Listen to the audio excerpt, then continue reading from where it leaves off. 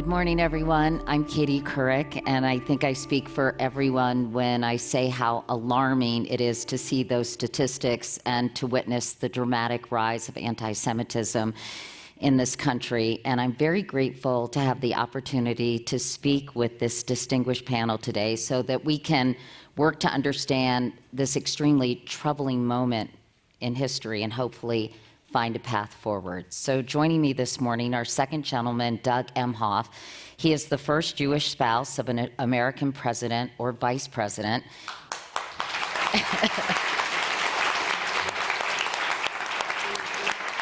He has also worked as an attorney for over 30 years and is teaching law courses at the Georgetown University Law Center. Also joining us, Dr. Elizabeth Sherwood-Randall. She is the White House Homeland Security Advisor and has served in the role since the first day of the Biden administration. Previously,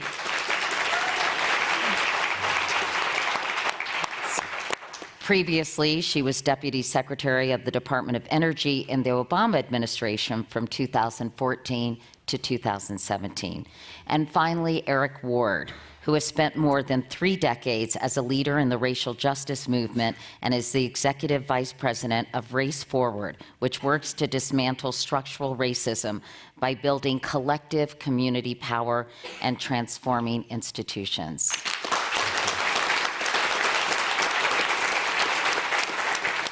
Thank you all so much for being here in Aspen. I wanted to start out by hearing from each of you individually about how anti-Semitism has affected you in terms of your personal lives and your work. I'll start with the second gentleman who has given me permission to call him Doug. Thank you. Or Dougie, but only the vice president can do that. You are, as I mentioned, the first Jewish person to be married to a U.S. president or vice president. I know that while you have highlighted and celebrated your faith in your role, something you saw in your hometown of Los Angeles shocked you so much that it propelled you to want to become the administration's most powerful voice against anti-Semitism. So let's talk about what you saw that day and how it made you feel. And we actually have a photograph of what you saw. Yeah, so that is the 405 freeway. I see some fellow Angelinos here. So I live on the west side. So this is literally my hometown, my freeway, my neighborhood. And you can hear the anger in my voice. Just seeing it just re-triggers the fury that I felt when I saw that. I think it was really an accumulation of all the things that we had been seeing leading up to those flags unfurling and other things that had been happening around that time. But just take a quick step back. As you mentioned, I am the first Jewish person to be one of the 4 principals, which I knew being a man, the first man ever to be married to a president or vice president. We have a woman vice president for the first time. So I came in thinking that was going to be a big deal, and it is. Being a man in this role has been enabled me to speak out on so many important issues like gender equity, reproductive freedom, and all those things that men need to speak out on, and I've been doing that. But being a Jew in this role, again, I'm an entertainment lawyer from LA, so there's a lot of Jewish people where I'm from, and I didn't think it was going to be that big a deal. But once we did the first virtual Seder, kind of during COVID, tens of thousands of people saw that. We had the first menorah ever in the vice president's residence. We did the first Rosh Hashanah celebration in the White House. We did a live Seder at the residence. So I just decided, I'm going to just do whatever us Jews normally do, but we're going to do it at the White House. And you started to see the impact that was having. And even my dads, they live out in the desert. They're probably the only Democrats out there. But even my dad's 85-year-old Jewish friends would come up to me and say, "We didn't vote for you." But I started crying when I saw the Seder and the mezuzah. So it was having an impact. I did start to speak out about anti-Semitism, even in those early days. But I went to Europe, and I met with Eric Rothschild, who told me, he said, "Look, there is an epidemic of hate going on in this world right now.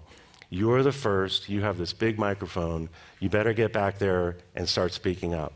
And that was around the time Deborah Lipstadt was coming in as a special envoy for anti-Semitism, and we started to kind of put the pieces in place. But when I saw that flag, I needed to turn the anger into action. And that led to, I think some of you were there or saw, we had a big convening at the White House. Susan Rice, who's not here, but has done a great job on this. We convened a very big group. I see some folks who were there. And we got to work. A few days after that meeting, the president lifted up an interagency, all-of-government task force to come up with what we came up with, a plan, a national plan to combat anti-Semitism.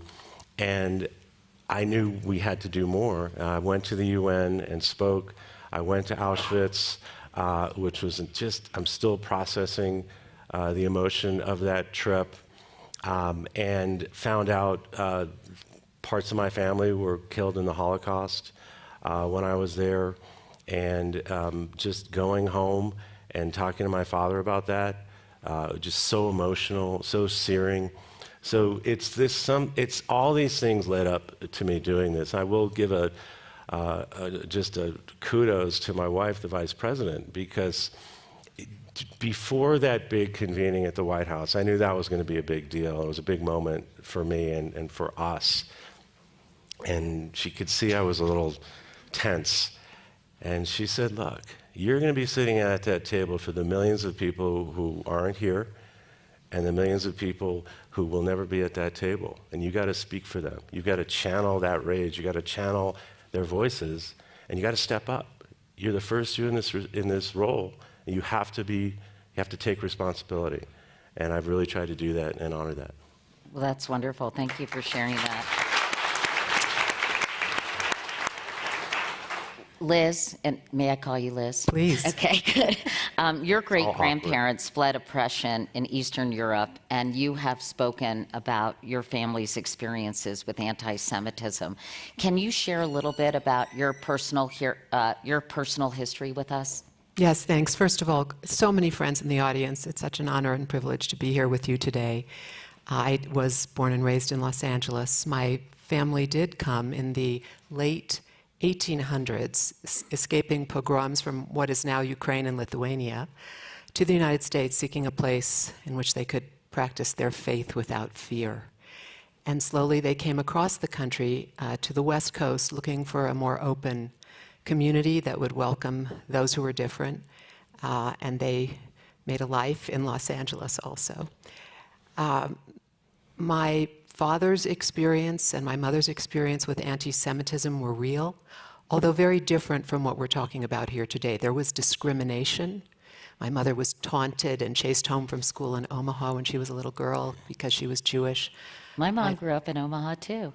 Didn't know that. How about that? And she's Jewish, too. So she may have had, I've read about what you said about your mother, she may have had similar experiences. They came west to a place that they hoped would be more tolerant.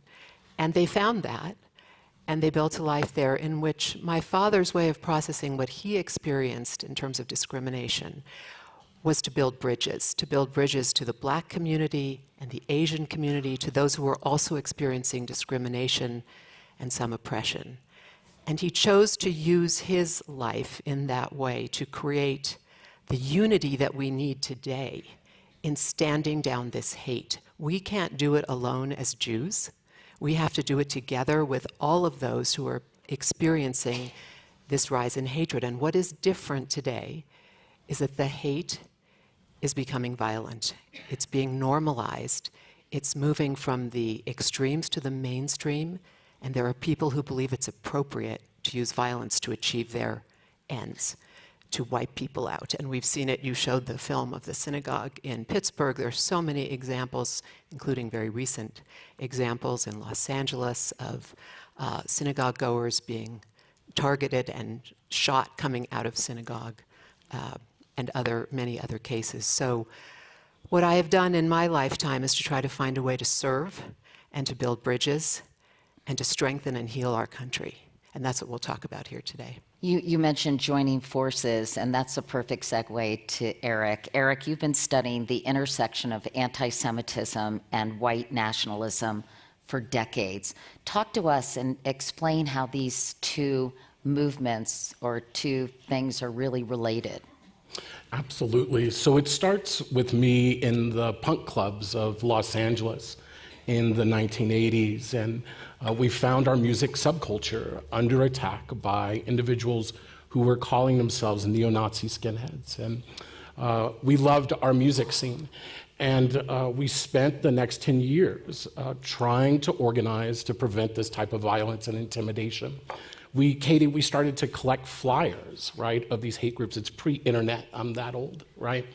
And we noticed on the flyers, they were vilely racist, homophobic, Islamophobic, you name it. It was in these flyers.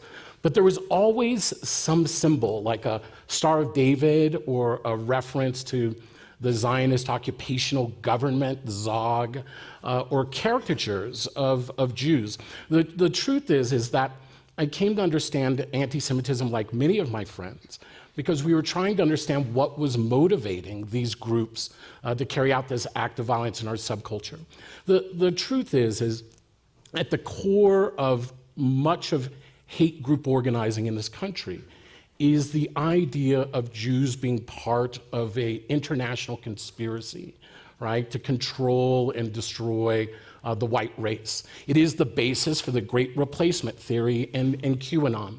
The truth is I came to take anti-Semitism seriously because I understood that it wasn't just impacting the Jewish community, that all of us were actually becoming victims to anti-Semitism, whether we're talking about the mass shooting of Latinos in an El Paso Walmart, the Tree of Life synagogue, the Buffalo supermarket shooting of African Americans, Charleston, the Gilroy Garlic Festival.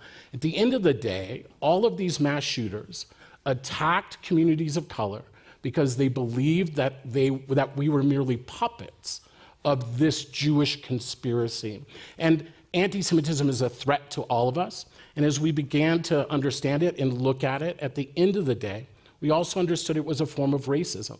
It placed Jews not as a religious other, but as a racial other or something different than human. And we understood as racial justice activists that we should oppose all forms of racism, including anti-Semitism. You know, I know that what happened in Charlottesville. Yeah, please. I know what happened in Charlottesville, Virginia, a few years back had a huge impact on the country, on me personally, on President Biden, on everyone probably in this room. I was there on the ground during the so-called Unite the Right riots. I was doing a documentary about Confederate statues and iconography and a Robert E. Lee statue in Charlottesville, which had become extremely controversial. Let's take a look at this clip to bring people back to that time.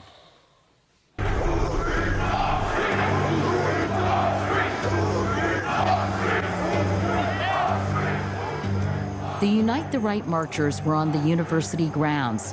They made their way toward a statue of Thomas Jefferson in front of the rotunda as a group of students waited. You see, the raising of the Confederate monuments is exposing once again this nation's racist roots. And they come with the same weapons that have been used for generations.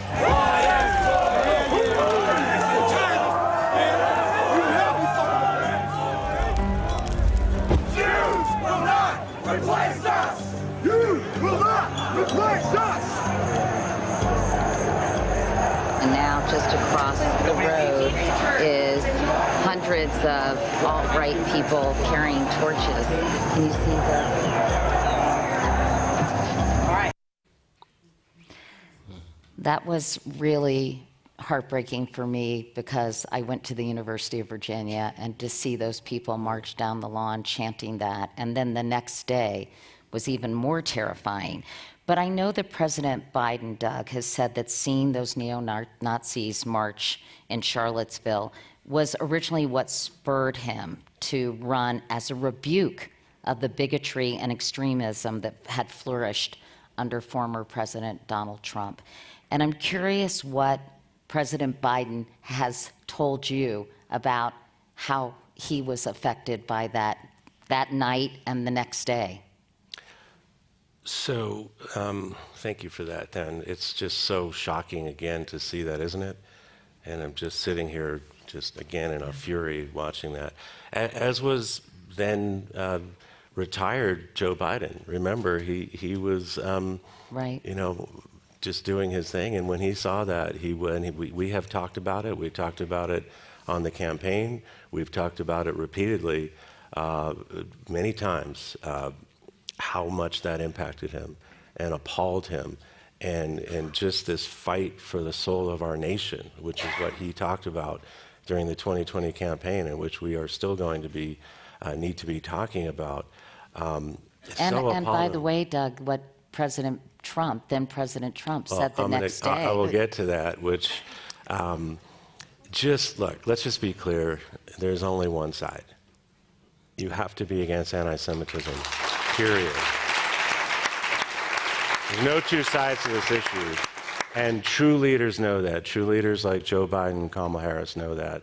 There's only one side. You have to be against hate, and you have to all stand together, as Eric was saying. I do want to share one other just amazing story with the president. So when I was on my way to Europe to go to Auschwitz and to meet with the special envoys in Berlin, he pulled me aside into the Oval Office. And I said, okay, am I in trouble? I think everything's going okay. And he just wanted to talk to me more beyond Charlottesville about his own father. His own father would always talk to him as a young man, a young child, about the evils of anti-Semitism, about how Biden Sr. was always so upset that we as a government back then didn't do more with the information that we had, didn't drop bombs on the train tracks and do other things. And he, put in President Biden's brain as a young man how evil this was. And he shared that with me. And he shared with me how he and his family have all been to Dachau to make sure that they saw it with their own eyes. So he just wanted me to know, as I was going on this trip, it wasn't just because of Charlottesville. This goes back to when he was a young man from his own father, so a lifetime of having this belief that this is evil, this is wrong, the Holocaust happened, we've got to tell the truth about it, and we've got to make sure leaders are leading this fight against hate and anti-Semitism. So it was just one of those, when people ask, what's it like being second gentleman? I said, well, just being able to have moments like that with a leader like that is truly remarkable. Let's kind of unpack what's happening now and why we're seeing such a tremendous rise. According to the ADL, anti-Semitic incidents in the U.S. surged 36% in 2022, reaching the highest level recorded since 1979. So, Doug, let me start with you, and I'll go down the line. What is going on? So the numbers, and I see Jonathan Greenblatt here, the numbers are probably worse than what's been reported, because I don't think as good a job as we're all trying to do on reporting incidents of anti-Semitism, it's just we're being overwhelmed by it. Just literally, as we speak, look what happened in Georgia, where people are literally bringing Nazi flags in front of temples. This stuff is lawyers in my hometown, which I was a big firm lawyer for 30 years, and you just could feel it. And I remember anti-Semitic language being used in front of me of people just didn't know I was Jewish, and then to see what was happening with those emails behind the scenes, it's enraging. All this stuff, this is a steady drumbeat. So the numbers are high. But we can't normalize it. And one of the pillars of the plan is making sure we just don't get numb to this steady drumbeat of this day to day, because it doesn't rise to the level of Tree of Life or Charlottesville, But these are very, very bad things that are happening that we just can't ignore, because if we just ignore it, it just gets calcified, it just gets into the system, and it just gets harder and harder and harder to push back on it. So we've got to stand strong on each and every one of these things that happens almost on a daily basis, and that is one of the pillars of this plan. We've got to push back on this normalization. But Eric, let me turn to you. I mean, why now? Can you describe the factors that exist in our culture and society at large that accounts for a 36% increase, the highest level since 1979? What do you see happening? There are a few factors that have come into play. The first is changing demographics in the United States. There is something called anxiety, social anxiety. Many of us have it. I certainly had it when I walked into the room with both of you today. And what we know, though, right, is we get over anxiety by continuing to put ourselves right into that space.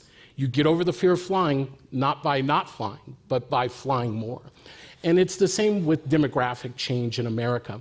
However, political movements have sought to tap into that anxiety and to argue with us that it's an existential threat, that it's not something natural, but something we should be afraid of. And they've used that to run electoral politics in this country by demonizing immigrants, demonizing trans community, demonizing Jews. But it's not just demographic anxiety. It's also income inequality in this country.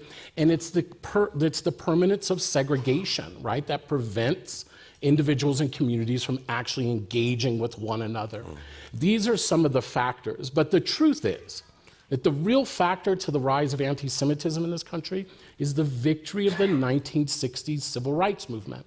Imagine that you are an arch segregationist who's been raised all of your life to see black people as inferior in every way. You don't have to think about it. It's the air you breathe.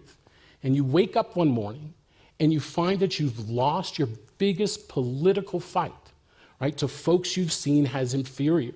How do you change that? Do you all of a sudden say, well, I guess black people aren't inferior? That's not what happened. They came up with a reason, and they borrowed from something in Europe in the early 1900s called the Protocols of the Learned Elders of Zion, which was a false anti-Semitic story, right, that purported that Jews were seeking to take control of the world. For arch segregationists, by buying into this anti-Semitic line, it allowed them to keep in place the idea that black people were inferior, that we were just puppets of our Jewish masters. Anti-Semitism fulfills, for white nationalists and others in the society, easy answers to global and demographic change. And it's interesting, I know that in Ken Burns' recent documentary, The U.S. and the Holocaust, he talks about how Hitler actually learned a lot of his treatment of Jewish people from the treatment in the U.S. toward black Americans, which I think is interesting. Liz, you wanted to add to that? What you've described, which is so powerful. There are some other factors. We have to call out leaders who don't condemn anti-Semitism and other forms of hate. And that has changed our country. We have political leaders, we have celebrities, we have sports figures, and that gives permission to people to think that it's all right because these are people they admire and who have some power. And that's of enormous consequence. So a big piece of our job is to speak out and call on everyone who plays a leadership role in our society, all of you, to take action to call out the normalization of violence against Jews and others who are experiencing these targeted attacks, very deliberately targeted attacks. Second, one element that has amplified and spread the bile of hatred, anti-Semitic hatred and other hatreds, is the fact that people live online. And we can't deny it. It's a reality of our culture, global culture today. What we know is that people are informed of the views that you described. They are mobilized by what is online, The algorithms online drive people into darker and darker places. And they're connected, Liz, right? They're connected, and over again, we find in the aftermath of a shooting, a mass shooting, young people, particularly men, who have been incited to violence online. And so that is another area of work for us to call on social media companies, the platforms that have such power, to own the responsibility for what they are proliferating on their platforms. You also, you know, anti-Semitism is sometimes described as a canary in the coal mine for hate generally. And the growth of anti-Semitism globally is a sign that other forms of hatred are in fact becoming more widespread. Correct, Liz? Absolutely. And this is a global trend.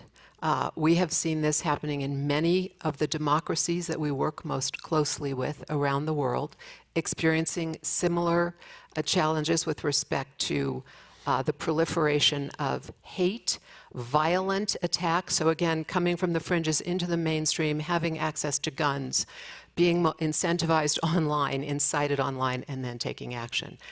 We in this country know that we lead the world as the world's shining light of democracy, and this phenomenon puts our democracy at risk.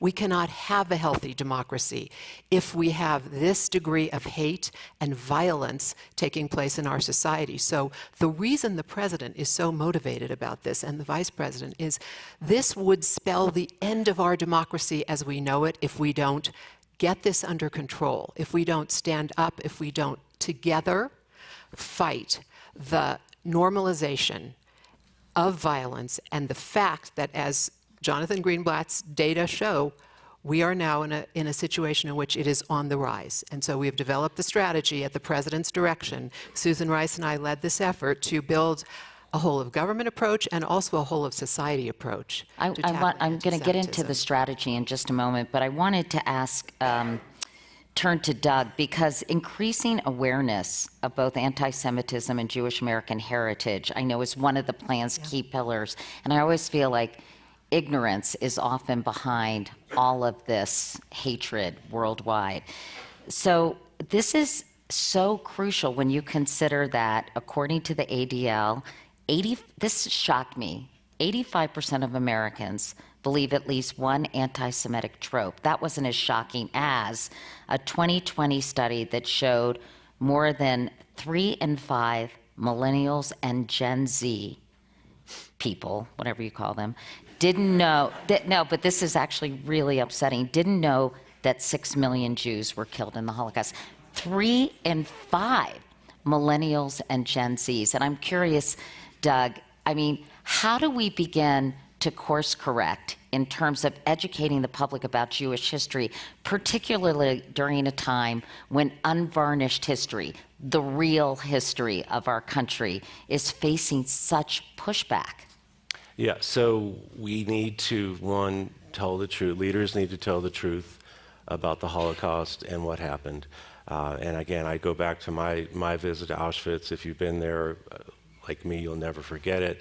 So I say, if you could see what I saw, the shoes and the hair and the glasses and the suitcases and the suitcases, but also the starkness, the coldness. You can feel the evil, and you could see it. And the photos. And the barbed wire and the lone, just the architect. It's just horrible just to think about it.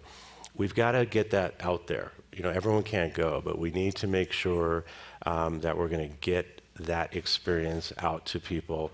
We also need to make sure we're telling the stories of Holocaust survivors. There are not many left. Soon there won't be any left. And there are some great programs at USC and others where we're using technology, AI, holograms, to make sure that you can still experience the stories of these survivors, which are so important. And just education. A big pillar of the plan is actual funding for schools, for education, where it's actually being taught. But we need help. As a federal government, we can't do everything. So that's why we've been, part of the plan is reaching out to state governments, local governments. I just met with mayors, which I think we'll talk about, to get them on board, to making sure that this curriculum is actually being taught, because as you said, the numbers are stunning of people who just do not know about it, then they're more apt and prone to disinformation and misinformation, which leads to all the other things that we've been talking about. An Liz, example yeah. for all of you on this is that we are funding the first ever Holocaust Education Research Center at the U.S. Holocaust Museum to provide the curriculum and content for schools across the country to get after what you're talking about, that people actually don't know. Young people are not being educated to know the history. And of course, if you're a Jew, you know, if we don't learn the lessons of history, it will be repeated. We're fierce about this, and so this is something that we have to continue to do, and it's an initiative that we've undertaken as part of the new strategy. Can you outline some of the other pillars Of course, the U.S. national strategy to counter I would anti-Semitism? love to do that. So Doug has already, of course, described a number of the elements. The first is to increase understanding of and awareness of anti-Semitism and of Jewish heritage in this country. So that really is about people knowing what it means. What is anti-Semitism? How does it manifest itself? In what ways do you need to detect it and not allow it to be normalized?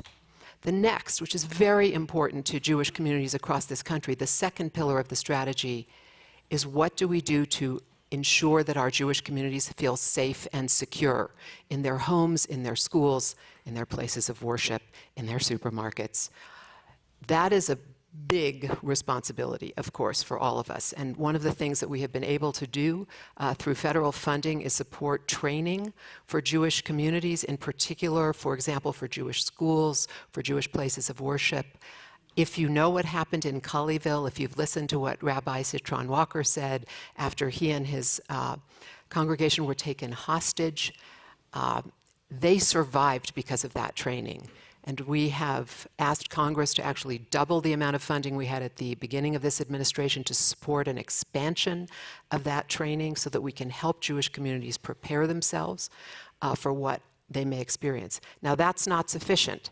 So the third pillar of the strategy is about what we're doing to prevent the normalization of violence, that is, normalization of anti-Semitism and violence against Jews. And that relies on our law enforcement community. And so there is an enormous effort underway to improve the way in which we share information in real time across communities, gather it and get it out so that it is known to law enforcement wherever they are that something may be happening and they get in and apprehend it before a disaster happens. And we have created at the Department of Justice the first ever Center for looking at domestic terrorism, including anti-Semitism, to ensure that the Department of Justice is taking action where it can to investigate and prosecute crimes against Jews as federal hate crimes. And you'll have seen in that Los Angeles, the two shootings that I mentioned that took place in February, within days, there was a federal indictment of the individual who shot at those two people who had just emerged from their places of worship. So the work of law enforcement is intensified, elevated, and focused in the strategy, and we'll continue that work as long into the future as it needs to be sustained. And finally, it's the piece I mentioned at the beginning, and which Eric also described so powerfully, is the work we have to do to build allies across the communities that are targeted by those who hate. I'll draw from another area of my work, which is on the relationship between the United States and our allies in Europe, which you will have been reading about a lot, given the war that Russia has mounted against Ukraine. In the NATO alliance, there is a phrase, an attack on one is an attack on all. That is the solemn pledge that is made when you join NATO. We have to have that same view. An attack on one, any hatred that is violent, we have to stand against it, because that is who we are as a nation. It's why people came to this country. Initially, many of our ancestors came for that freedom of speech, assembly, practice of their religion. Anybody who is being targeted for their faith or ethnicity or gender, we need to stand up for them. And that is how we will fight this. I fear that sometimes that's easier said than done in terms of getting allies to join forces. And Eric, because anti-Semitism and white nationalism are so inextricably linked, how can we get everyone on the same team? How can we make sure a strategy like this isn't preaching to the choir? And you know, and you mentioned demographic changes. I just wanted to illuminate that by 2044, white Americans will be in the minority. So we're seeing this creep up and as a front to some of the forces that you were describing earlier. But how can we get people to join forces? Yeah. So I think it's a good question. The first is we have to admit that anti-Semitism exists.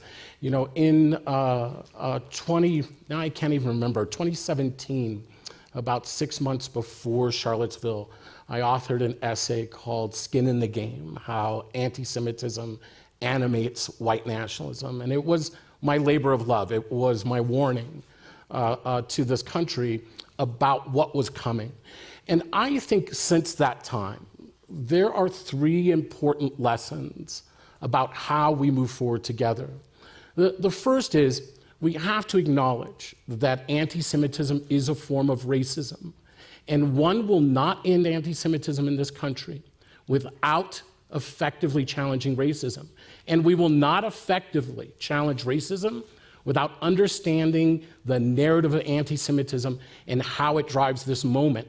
All of us understand stories are incredibly important, and they can be incredibly toxic as well. And anti-Semitism is also a conspiracy theory. So we have to be willing first to understand anti-Semitism. The second is this. We have to understand at the end of the day, anti-Semitism is a new conversation in this country. We have had conversations around Holocaust education, and even that's more recent than people believe. But the conversation around anti-Semitism is very new, and we have to give ourselves space to build muscle around this conversation. And building muscle around this conversation means that many of us, right, the good people, are going to make mistakes, and we cannot eat each other up when we make our stumbles as we are practicing this. So in the second piece, if it's about understanding anti-Semitism is a form of racism and oppose all racism, the second is a commitment to stay in the room together, particularly in those moments where we most disagree. Third, because this piece I think is really crucial, right? The third piece is to understand how anti-Semitism functions.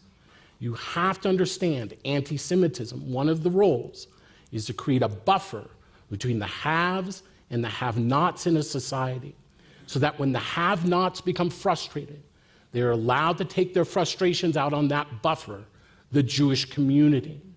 At the end of the day, the people we have to reach around this conversation around anti-Semitism aren't the kids in the student council, right?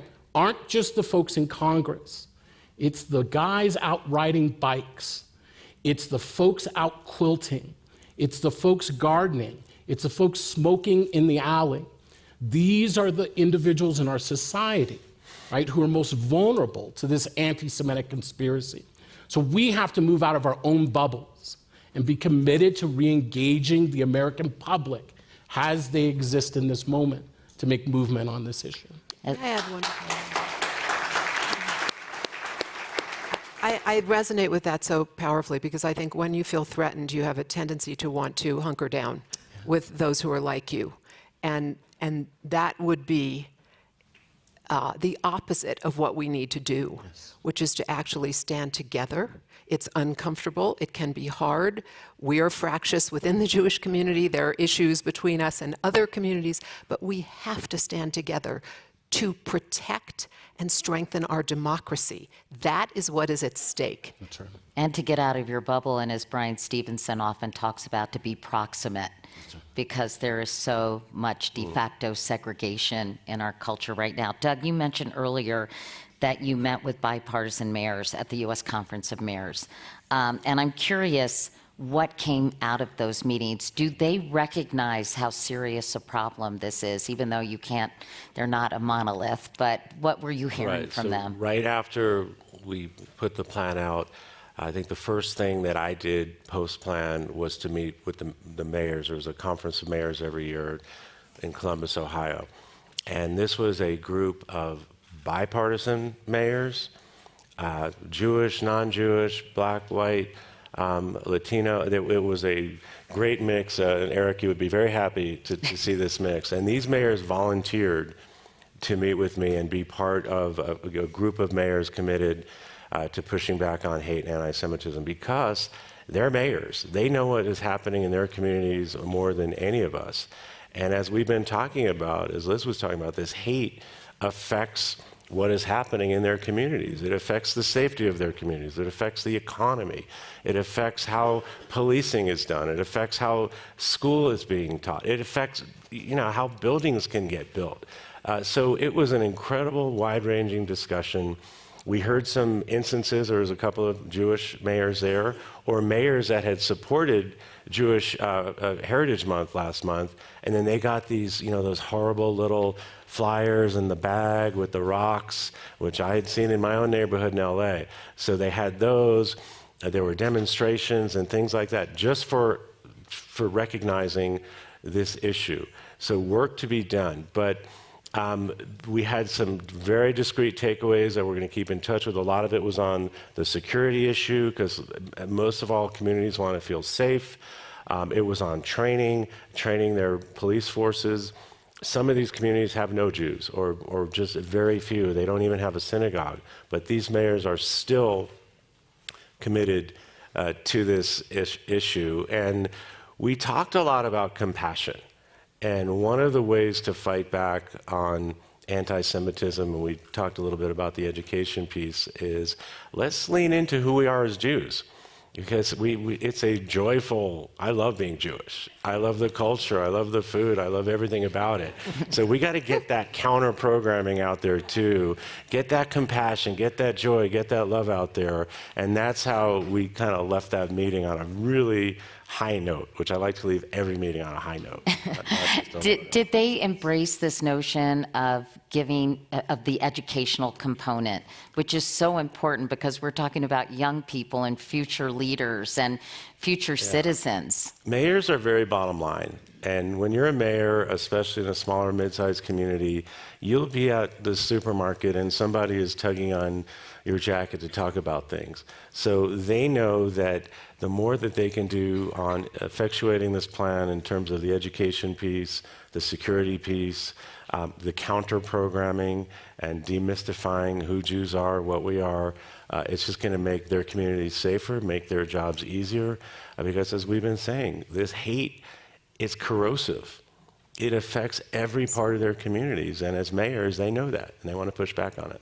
Eric, I want to touch on allyship just one last time. I read a lot of what Kareem Abdul-Jabbar writes, and he has talked often about the intersectionality between blacks and Jews in this country that people don't really think about that much. And he wrote recently on about a spate of troubling comments and actions by well-known figures and the repercussions he believes it will have on the future of the Black Lives Matter movement. And it's interesting because he's speaking specifically about those who aren't calling out anti-Semitism. He says, why is it so hard for some people to learn no one is free until everyone is free? As Martin Luther King Jr. explained, injustice anywhere is a threat to justice everywhere. We are caught in an inescapable network of mutuality. So let's act like it. If we're going to be outraged by injustice, let's be outraged by injustice against anyone. Eric, I'm curious, does it frustrate you to see marginalized groups do the same things to other marginalized groups without perhaps realizing the insidious impact of those actions? It does. It also frightens me in this political moment. We saw on January 6th that democracy came under significant siege. It rocked this country. It also put at risk over 70 years of civil rights struggle. Right? My grandparents and those before them struggled very hard and risked much to bring this country to this very point in time where we are able to move forward together. But it is true that bias exists in our society and none of us are immune to it. I actually think it's sad, but it's also an opportunity to realize that as we are moving into a multiracial nation, it is important for all of our communities to dispense with the idea that we too don't carry bias. And as real leaders of building this inclusive multiracial democracy, we have to triple and quadruple down to make sure that we don't bring forward this type of bias. At the end of the day, Katie, it's almost a spiritual sense that we have to decide that we are moving from this idea of scarcity, right, to a society of abundance. One where all of us can live, love, worship, and work free from fear and bigotry. It is not that far outside the realm of possibility. Anti-Semitism creates a counter-narrative to that inclusive democracy. And that's why each of us should take it seriously. It has an impact on our communities. If you're an immigrant, if you're trans, if you're Black, anti-Semitism impacts your community. And if we're real leaders in our community, we invest in understanding the challenges. And I'll just say this last thing. I used to play a kid. I grew up in LA. I'm the third of 5 generations of Los Angeles. And I grew up poor. And we used to play this game called If I Were, right? And we sit in a circle. If I were in a lion's cage and a lion got out, here's what I would do, right? We'd argue. But the question that always came up was, if I were in the midst of the 1960 civil rights movement, here's what I would do. And we would argue about what we would or wouldn't do. We didn't understand the choiceless choices of our parents. We were full of bravado. That question has always haunted me, and it should haunt everyone in here. What would you have done? And I'm here to say, you no longer have to wonder what you would have done. The truth is we are in a moment in our country's history that whatever it is you do when you walk out this door today is what you would have done in the 1960s. Make your actions count. And that was beautiful. And, you know, Doug, I'm sure when you were in Auschwitz, I was recently in Amsterdam and I went to the Jewish Museum and I did an event for a Holocaust museum in Cincinnati. And I have to say, Eric, I couldn't stop thinking, what would I have done when we were celebrating the brave people who, you know, who housed a relative of mine in Holland for 3 years in spite of great danger to him and his family. And I'm sure, Doug, you must have thought about that when you went to Auschwitz. I'll tell a quick story. The last day of this emotional, wrenching trip through Europe, the last meeting I had were with a group of Holocaust survivors in Berlin. And the last person I talked to told this story, which was basically she was in her 80s, and she was saved from certain death by a kindly German soldier who took pity and, you know, hit her, and she was able to escape and spend her life in Ukraine. And now she's back once again as a refugee in Berlin. So this stuff is real. And I will never forget just that meeting and that story. And just always talk about that and carry it with me because it just shows how connected this is and how fragile this is. But I know we're running low on time, so the last thing I just want to say, and Eric kind of mentioned that, is I have Jewish people come up to me all the time just to thank me, thank our administration for what we're doing, just for talking about this. And having a plan and having the Jewish people in roles of leadership just leaning into this. And I know my father all the time says, be careful. There's a lot of dangerous people out there. Be careful. You are putting yourself at risk. I said, I don't care. I'm going to keep doing it because, this is the time to do it, as Eric said. And so we got to keep speaking out. Leaders got to keep leading, call out those who don't. And we just have to, again, chest out, chin up, and be proud of being Jewish. And Liz, openly, proudly, and without fear. Thank you. Sorry to interrupt. And Liz, I'll let you have the last word because we are out of time, but this has been such an important and fascinating conversation. Thank you all for being here. But Doug said he likes to end meetings on a high note, and I like to end interviews on an actionable item for everybody in this room, because I think sometimes we talk about these problems theoretically, but what could each and every person do that would have an impact in their communities or in communities perhaps outside their own? Thank you, Katie, for giving me that opportunity to close. What we have all said here clearly is silence is complicity. And each of us in our own lives, in our professional lives and in our personal lives, in our extracurricular, volunteer, philanthropic activities, needs to use our voice to do exactly what we've talked about here today. And if you have the time, and we'll go online and find our strategy, it has 100 action items. Many of them are for civil society. There's a lot the federal government should do. We call on the Congress to do a bunch of things, but actually the most power lies in your hands. CEOs have responsibilities. I mentioned the leaders of the tech community, those in the sports world, celebrities, civil society organizations, schools and colleges. We have so many specific actions that need to be taken, and I encourage you each, if you're motivated by this conversation, to look at the strategy and take something from it and implement it, because together it is the only way we can move forward to heal our country and save our democracy. Well, again,